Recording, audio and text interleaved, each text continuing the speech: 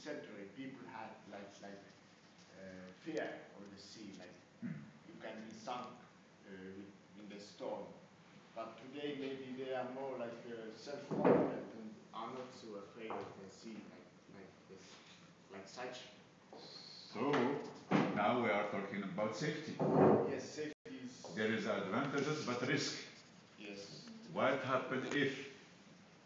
So we ensure the ship to be stronger and to be and if in case of accident we we need to minimize the death to avoid if it is possible, but to minimize the damage.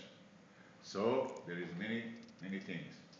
You may cover by insurance, and so this is the safety.